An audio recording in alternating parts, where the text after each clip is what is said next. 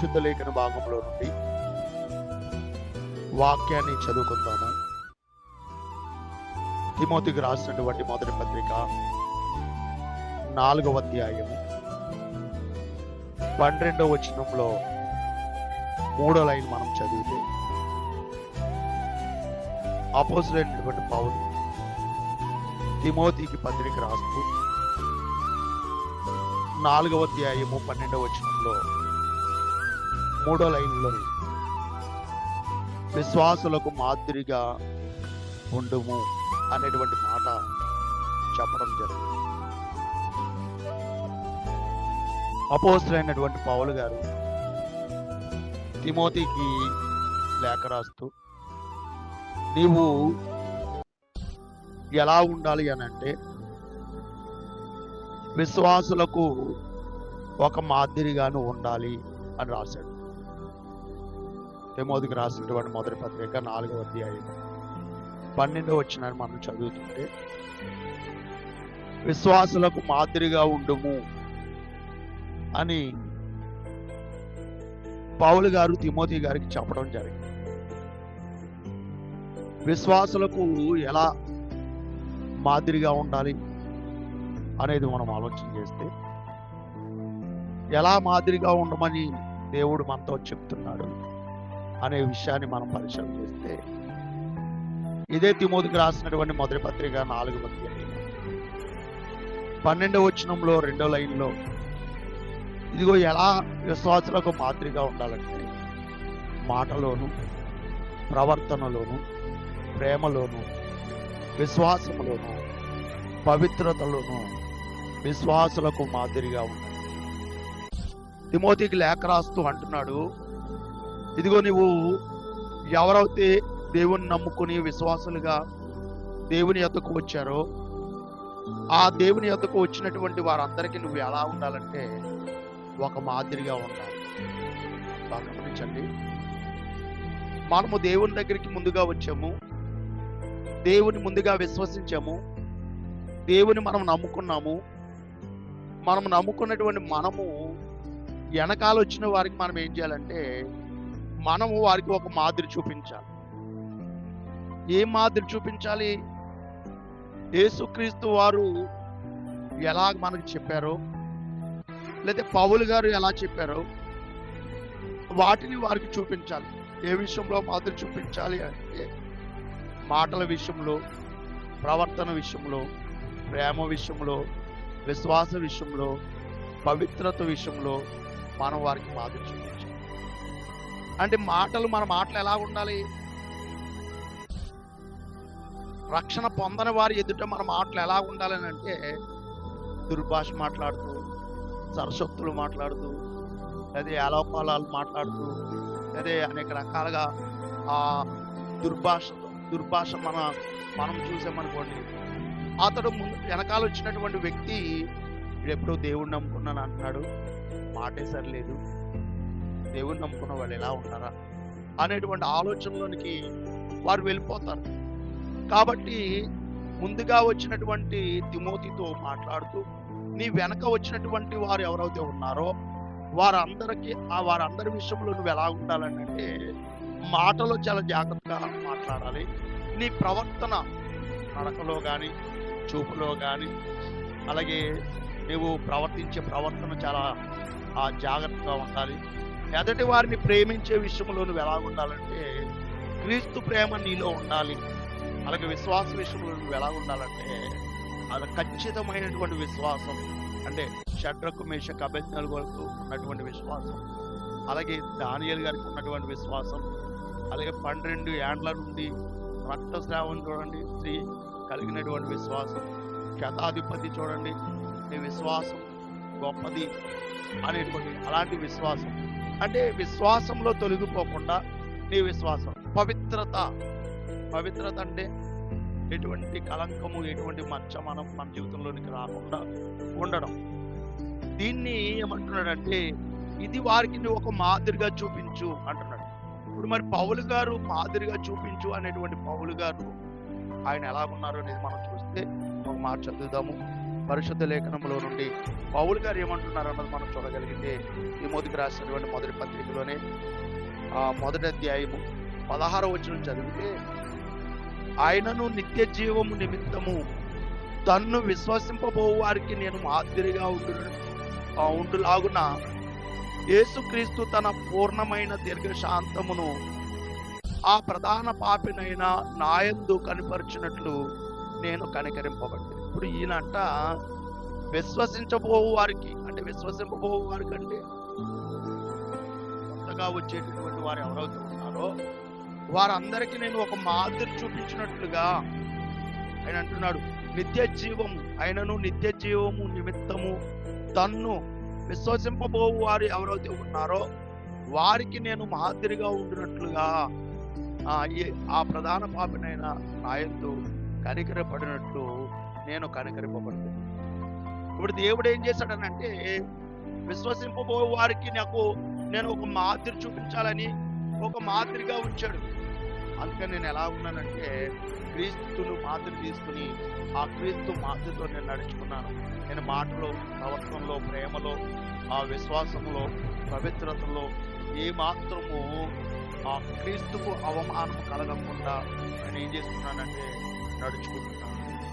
ఇదిగో నా కుమారుడైన తిమోతి, నీవు కూడా ఎలా ఉండాలంటే నీ యవన కాలంలో ఇదిగో విశ్వాసులకు రక్షణ లేకపోతే ఎవరు విశ్వసించబో వారు ఎవరైతే వస్తున్నారో వారందరికీ నువ్వు ఎలా ఉండాలంటే నువ్వు ఒక మాదిరి చూపించాలి అని మాట్లాడుతున్నాడు.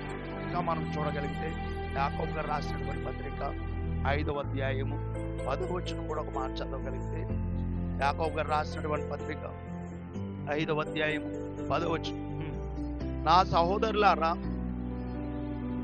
ప్రభు నామమును బోధించిన ప్రవక్తలను శ్రమ అనుభవమును ఓపికను మాదిరిగా పెట్టుకోండి. ఇప్పుడు మనం ఎలా ఉండాలి అని అంటే అందరితో చెప్తున్నాడు. అంటే విశ్వసింపబో వారితో మాట్లాడుతున్నాడు.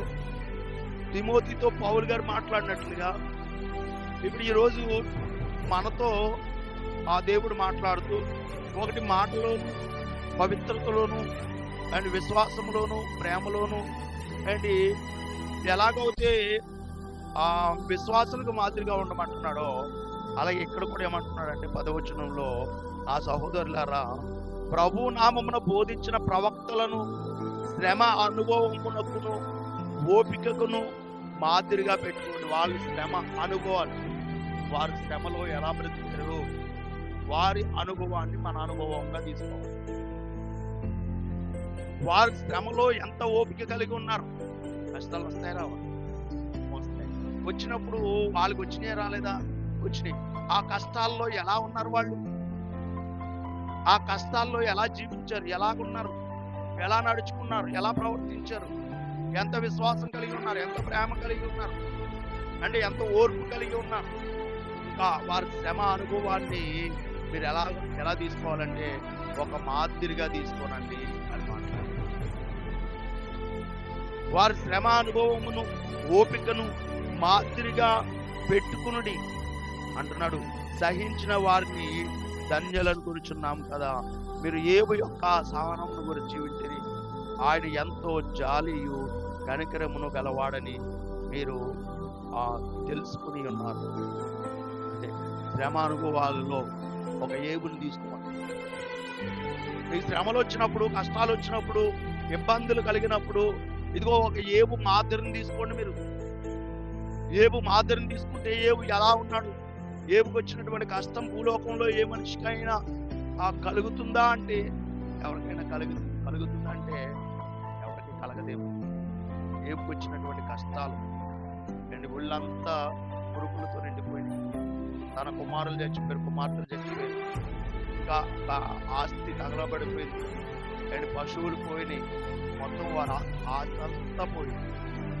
కానీ యోబు చూడండి, అంత కష్టంలో కూడా యెహోవా ఇచ్చెను, యెహోవా తీసుకుని పోయాను, యెహోవా నామమునకు స్తుతి కలుగునుగా అనేటువంటి మాట తప్ప నోటి మాటతోనైనాను దేవుడు నాకు అన్యాయం చేశానని ఆయన అనలేదా? దేవుడు నాకు అన్యాయం చేశాడు, అన్యాయం చేశాడనేటువంటి మాట వారు చెప్పలేదంట. నేను ఎందుకు చెప్పలేదు, దేవుడు నాకు అన్యాయం చేశాడని ఎందుకు అనలేదు అని అంటే, అతను ఓపిక చూడాలి, నిరీక్షణ, విశ్వాసం. దాన్ని విశ్వాసం. అతనికి ఏముందనంటే ఓపిక, విశ్వాసం. ఓపిక, విశ్వాసం ఈ రెండు ఏం చేస్తాయి? ఓపిక ఆగు అంటారు, ఆగు, కంగారు పడవ. విశ్వాసం ఏం చేస్తుంది? విశ్వాసం ఏం చేస్తుంది అంటే ముందు భవిష్యత్తులో నీకు రెండంతల ఆశీర్వాదం ఇస్తాడు అంట. ఓపికేమో ఆగు, కంగారు పడకు, నీకు మంచి రోజులు రాబోతున్నాయి, ఆ మంచి రోజుల్లో నువ్వు మంచిని చూడబోతావు, నువ్వు ఓపిక కలిగి ఉండు అని మాట్లాడుతుంది. విశ్వాసం ఏం చేస్తుంది అంటే నీకు ఇప్పుడు నువ్వు కష్టాలు అనుభవిస్తున్నావు, ఏదో ఒక దినాన్న నువ్వు రెండంతల ఆశీర్వాదాన్ని అనుభవిస్తావు, నువ్వు కంగారు పడకు అని విశ్వాసం. ఇది మనము ఎదటి వారికి చూపించాలి. యోబు మనకు చూపిస్తున్నాడు, పౌలు గారు మనకు చూపిస్తున్నాడు, ప్రియులారా అలాగే యాకోబు గారు మనకు చూపిస్తున్నారు. ఇప్పుడు మనం ఏం చేయాలని అంటే విశ్వసించబోయే వారు ఎవరైతే ఉన్నారో వారికి మనము ఇది మనం చూపించాలి. మన ఓపిక. మనకేంటంటే కంగారు మనకి ఎక్కువ, కంగారు ఎక్కువ. ఆలస్యము అమృతం అంటారు. ఆలస్యం ఏదైనా మన జీవితంలో ఏదైనా కార్యం జరగడానికి ఒకవేళ ఆలస్యం అవుతానంట, ఆ తర్వాత దాని వెనకాల గొప్ప మేలు దాగి ఉంటుంది. ఏదైనా ఆలస్యం అయిన తర్వాత దాని వెనకాల గొప్ప మేలు దాగి ఉంటుంది. చూడండి, మరొక విషయాన్ని మనం ఆలోచన చేస్తే రెండు విషయాలు మనం తెలుసుకున్నాం. ఒకటి, ఆ విశ్వాసులకు ఎలా మాదిరిగా ఉండాలంటే ఒకటి మాటలోను, ప్రవర్తనలోను, అలాగే ప్రేమలోను, విశ్వాసములోను, పవిత్రతలోను మనం విశ్వాసులకు మాదిరి చూపించాలి. రెండోదిగా మనం ఏం తెలుసుకున్నామంటే ఆ శ్రమ అనుభవాన్ని, ఓపికను వారికి ఏం చూపించాలంటే మాదిరి చూపించాలి. మూడోదిగా మనం ఎలాగుండాలి సంఘస్థులము కానీ మనం ఆలోచన చేస్తే చూడండి, తెస్సలోనికీయులకు రాసినటువంటి మొదటి పత్రిక 1వ అధ్యాయము 7వ వచనం మనం చదివితే అక్కడ మాట్లాడుతున్నటువంటి మాట, తెస్సలోనికీయులకు రాసినటువంటి మొదటి పత్రిక 1వ అధ్యాయము 7వ వచనం మనం చూస్తే చూడండి, కాబట్టి మాసిదోనియాలోను అఖయలోను విశ్వాసులందరికీ మీరు మాదిరి అయ్యిరి. ఎవరి గురించి మాట్లాడుతున్నాడు? అపోస్తులైనటువంటి పౌలు తెస్సలోనికలో ఉన్నటువంటి సంఘం గురించి మాట్లాడుతున్నాడు. ఇదిగో తెస్సలోనిక సంఘస్థులారా, ఇదిగో మీరందరూ కూడా మాసిదోనియాలోను అఖయలోను ఉన్నటువంటి విశ్వాసులందరికీ మీరు మాదిరి అయ్యారు. ఎలాంటి మాదిరి అయ్యారు వీళ్ళు? ఏంటి, ఆ ప్రదేశంలో ఉన్నటువంటి వారందరికీ కూడా ఎలాంటి మాదిరి అయ్యారు అనేది మనం ఆలోచన చేస్తే, ఎందుకనగా మీ యొద్ద నుండి ప్రభు వాక్యము మాసిదోనియాలోను అఖయలోను మ్రోగెను. అక్కడ మాత్రమే కాక ప్రతి స్థలమందును దేవుని ఎడ ఉన్న మీ విశ్వాసము వెల్లడయ్యను గనుక మేము ఏమీ చెప్పవలసిన ఆవశ్యం లేదు. మీ యొద్ద మాకెట్టి ప్రవేశము కలిగెను. అక్కడ జనులు మిమ్మల్ని గూర్చి తెలియజేయుచున్నారు. మీరు విగ్రహములను విడిచిపెట్టి జీవము గల వాడును సత్యవంతుడగు దేవునికి దాసులగుటను దేవుడు మృతులలో నుండి లేపిన యేసు అనగా రాబో ఉగ్రత నుండి మనలను తప్పించుచున్న ఆయన కుమారుడైన యేసు పరలోకములో నుండి వచ్చినని ఎదురుచూచుటకును మీరు ఎలాగూ దేవుని వైపునకు తిరుగుతురో ఆ సంగతి వారే తెలియజేయుచున్నారు. అంటే వారు ఎలాగున్నారు అని అంటే, ఇదిగో పరలోకములో నుండి ఆయన కుమారుడైనటువంటి యేసుక్రీస్తు వారు పరలోకములో నుండి వచ్చినని ఎదురు చూస్తున్నారంట. వారు ఏం చూస్తున్నారని అంటే భూలోకంలో ఉన్న వాటిని చూడట్లేదంట. భూమి మీద ఉన్నటువంటి వాటిని చూడకుండా లేఖనంలో చెప్పినట్లుగా మీరు మీరు పైనున్న వాటిని చూడుడు కానీ భూ సంబంధమైన వాటి మీద మనసు పెట్టొద్దు అని చెప్పినట్లుగా ఈ తెస్సలోనికలో ఉన్నటువంటి సంఘపు వారు ఏం చేస్తున్నారని అంటే భూ సంబంధమైన వాటి మీద మనసు పెట్టట్లేదంట. ఒక మాదిరి చూపిస్తున్నారు వాళ్ళకి. భూ సంబంధమైన వాటి మీద మనసు పెట్టకుండా పర సంబంధమైన వాటి మీదే మనసు పెట్టు, ఆయన పరలోకం నుండి వస్తారు, మమ్మల్ని పరలోకానికి తీసుకుని వెళ్తారని వారు ఏమయ్యారంటే ఆ సంగతిని వారే తెలియజేస్తున్నారు. మీరు అలా చూస్తున్నారు అండ్ మీ వాళ్ళు ఎంత మంచోళ్ళండి, ఎంత గొప్పలండి. వాళ్ళు చెప్తున్నారు, వేరే వాళ్ళు చెప్తున్నారు, మాసిదోనియాలో ఉన్నటువంటి వారు, అక్కాయిలో ఉన్నటువంటి వారు అపోస్తలుడైన పౌలుకు చెప్తున్నారు ఏమనంటే, మీ వాళ్ళు ఎంత గొప్పవాళ్ళండి, భూ సంబంధమైన వాటి వైపు చూడట్లేదు, వాళ్ళు ఎంతసేపు కూడా పర సంబంధమైన వాటి వైపే చూస్తున్నారు వాళ్ళు అని వారు పౌలు గారికి చెప్పారు. అండ్ మీ వాళ్ళ దగ్గర మేము మాదిరి నేర్చుకున్నామని పౌలు గారి దగ్గర చెప్పారు. ఎంత ఆనందం, పౌలు గారికి ఎంత ఆనందం చెప్పండి. పౌలు గారి దగ్గర వాక్యం నేర్చుకున్నటువంటి వారు అంత బాగా వీళ్ళ దగ్గర ఉన్నటువంటి వాక్యము వేరొకరు నేర్చుకున్నారని అంటే, అండ్ వీళ్ళని చూసి వాళ్ళు నడుచుకున్నారంటే, వీళ్ళు మాదిరిని చూసి వారు నడుచుకున్నారు అని పౌలు గారికి చెప్పేటప్పటికీ పౌలు గారికి ఎంత ఆనందం కలుగుతుంది. అలాగే మనం ఎలాగుండాలని అంటే, విశ్వాసులుగా ఉన్నటువంటి మనము, ముందుగా విశ్వసించినటువంటి మనం, ముందుగా దేవుని దగ్గరికి వచ్చినటువంటి మనం, దేవుని దగ్గరికి రాని వారికి మనం ఏం చేయాలంటే ఒక మాదిరి చూపించాలి. అదే చెప్తున్నాడు పౌలు గారు, ఇదిగో నువ్వు మాదిరి చూపించు అని మాట్లాడాడు. అందుకని యేసుక్రీస్తు వారు మనందరికీ ఎలా బ్రతకాలో తెలియదని ఆయన కూడా ఒక మాదిరి చూపించారు. ఏంటి అని అంటే, పేతురు గారు రాసినటువంటి పత్రిక 2వ అధ్యాయం 21వ వచనంలో ఆయన యేసుక్రీస్తు వారు ఆ లోకంలో ఉన్న వారు అందరికీ మాదిరి చూపించారు. ఆ మాదిరిలో మనం నడుచుకోగలిగితే, పేతురు గారు రాసినటువంటి మొదటి పత్రిక 2వ అధ్యాయం 21వ వచనాన్ని మనం చదివితే, క్రీస్తు మీ కొరకు బాధపడి తన అడుగు జాడలందు నడుచుకున్నట్లు మీకు మాదిరి ఉంచిపోయాను. ఆయన పాపము చేయలేదు, ఆయన నోట ఏ కపటమును కనబడలేదు, ఆయన దూషింపబడి బదులు దూషించలేదు, ఆయన శ్రమ పెట్టబడి బెదిరింపక న్యాయంగా తీర్పు తీర్చి దేవునికి తను తాను అప్పగించుకున్నాడు. అదొక మాదిరి. ఇప్పుడు మనం ఏం చేయాలనంటే, పౌలు గారు అదే మాదిరి, నేను క్రీస్తుని పోలి నడుచుకున్నాను, పౌలు గారు అదే మాదిరి తీసుకున్నాడు. అదే మాదిరి తిమోతి గారికి చెప్పాడు, అదే మాదిరి తెస్సలోనిలో ఉన్న సంఘస్థులకు చెప్పాడు. అదే మాదిరి ఇప్పుడు క్రీస్తు మాదిరి మనం తీసుకోవాలి. ఫస్ట్ మనం పాపం చేయకూడదు, మన నోట ఏ కపటమును ఉండకూడదు. ఒకవేళ ఎదటి వారు దూషించిన మన నోట నుండి దూషణకరమైన మాటలు రాకూడదు.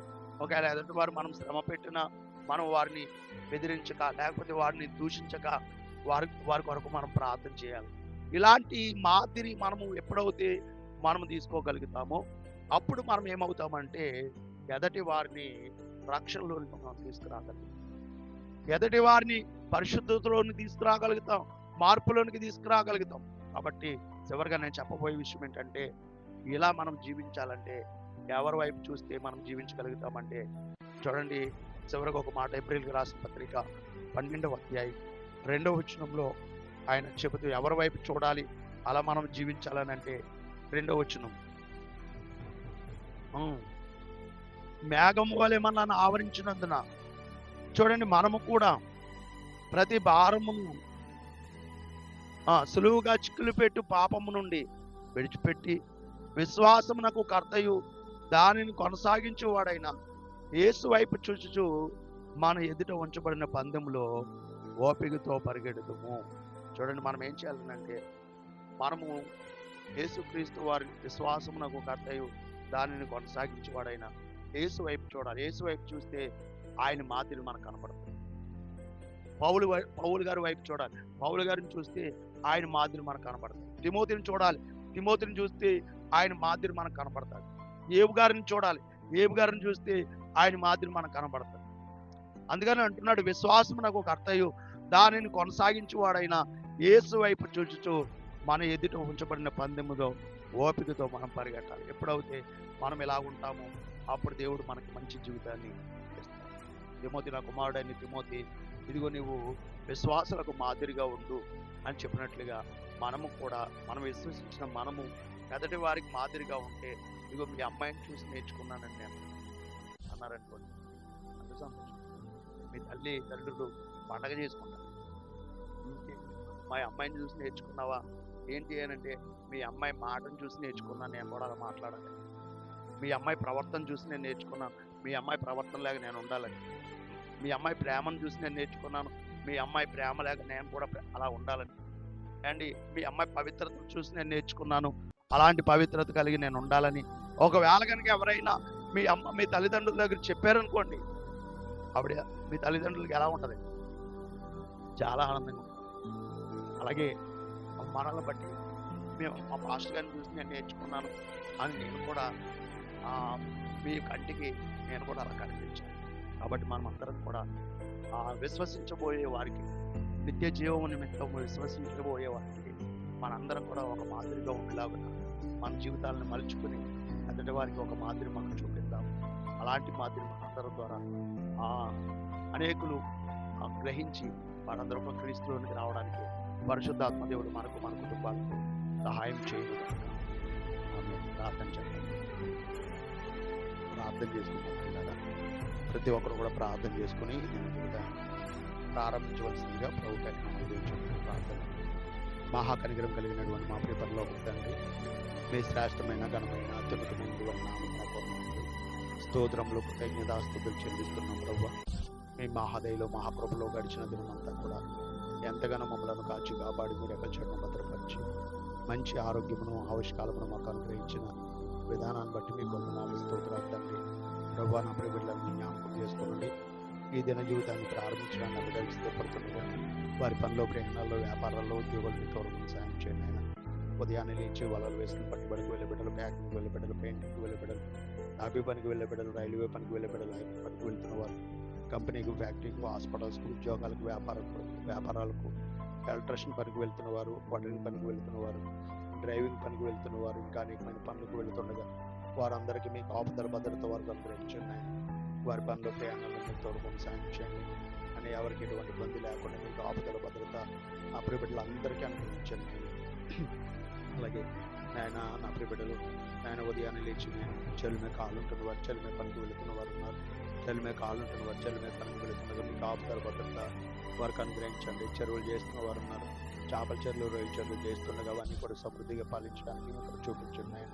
ఎవరికి ఎటువంటి ఇబ్బంది లేకుండా, ఎవరికి ఎటువంటి ప్రాబ్లం లేకుండా ఆయన నా ప్రియ బిడ్డలందరికీ సురక్షితంగా ఆరోగ్యకరంగా నేను బిడ్డలు పని చేసుకోవడానికి చూపించండి. మా ప్రియ బిడ్డలు అనేక మంది గల్ఫ్ దేశాలు, అమెరికా దేశాల్లో, ప్రైవేట్ దేశాల్లో, ఆయా దేశాల్లో ప్రభుత్వ ప్రియ బిడ్డలు పనిచేస్తుండగా మీకు ఆపుదల భద్రత వారికి అనుగ్రహించండి. వారు అక్కడ కొన్ని సంవత్సరాలు పనిచేసుకుని సంతోషంగా ఆనందంగా తిరిగి రావడానికి సాయం చేయండి ఆయన. అలాగే సంతోషపరులు ఉన్నటువంటి సంఘ బిడ్డలందరినీ బట్టి మీకు వందనాలు. సంతోషపరులు ఉన్న మీ కుటుంబాన్ని మీరు దీవించండి, ఆశీర్వదించండి. వారి పనిలో, ప్రయాణాల్లో, వ్యాపారాల్లో, ఉద్యోగాలు మీ తోడుకొని సాయం చేయండి. నేను ఉదయాన్నే లేచి ఆయన ఆయా పనులకు వెళ్తుంది మీకు ఆపుదల భద్రత వారికి అనుగ్రహించండి. వారు చేస్తున్న చేపల చెల్లు, రొయ్యల చెల్లను కూడా సమృద్ధిగా పాలించడానికి ఇక్కడ చూపించండి. సంతోషపురంలో కొంతమంది బిడ్డలు వాళ్ళ దేశంలో ఉన్నారు, వారికి మీకు ఆపుదల భద్రత వారికి అనుగ్రహించండి. ఆయా దేశాల్లో నాయన ఉంటుండగా, ఆయా ప్రాంతాల్లో ఉంటుండగా మీకు ఆపుదల భద్రత ప్రభుత్వ బిడ్డలకు అనుగ్రహించండి. అలాగే పరిచయం సహకరిస్తున్న వారిని, సహాయం చేస్తున్న వారందరినీ కూడా మీరు దీవించి ఆశీర్వదించి బలపరచండి. ఎవరైతే బలహీనంగా ఉన్నారో వారిని బలపరచండి, మంచి ఆరోగ్యం, శక్తిని, బలమును దయచేయండి. ఎవరైతే బిడ్డలు లేక బాధపడుతున్నారో వారి గర్భాలు తెరిచి జీవగల బిడ్డలను ప్రభావం బిడ్డలకు అనుగ్రహించండి. ఎవరైతే గర్భిణీ స్త్రీలుగా ఉన్నారో తగిన కాలంలో సులువైన కానుకను ప్రభావం బిడ్డలకు అనుగ్రహించండి. అలాగే 10th క్లాస్ ఎగ్జామ్ రాస్తున్న బిడ్డలు, 10th క్లాస్ ఎగ్జామ్ రాయబోతున్నటువంటి బిడ్డలకు, ఇంటర్మీడియట్ ఎగ్జామ్ రాయబోతున్న బిడ్డలు, డిగ్రీ ఎగ్జామ్ రాయబోతున్నటువంటి బిడ్డలు ఉన్నారు తండ్రి. వారందరికీ మీకు ఆపుదల భద్రత వారికి అనుగ్రహించండి. వారి ఎగ్జామ్ రాయడానికి సిద్ధపడుతుండగా ఆయన మంచి జ్ఞానం, తెలివి, బుద్ధి, వివేకమును వారికి అనుగ్రహించి ఆయన మంచి జ్ఞానంతో ఎగ్జామ్ రాసి మంచి మార్కులతో పాస్ అవ్వడానికి చూపించండి. సమస్త విషయాలు మీరు తోడుగునమని బిడ్డలను, కుటుంబాలను అందరినీ కూడా మీ చేతులకు అప్పగించుకుని ఈ రోజు ఇంత మీకు ఆపుదల అనుగ్రహించి యేసు పరిశుద్ధ నామములో కుటుంబాలు వేడుకుంటున్నాం తండ్రి. ఆమె తండ్రి దేవుని ప్రేమ కుమారుడైన పరిశుద్ధాత్మ సహవాసం సన్నిధి కాపుదల ఆ ప్రియ బిడ్డలందరూ కూడా పరిశుద్ధాత్మ దేవుడి సలహాతో చూపించుకున్నాను.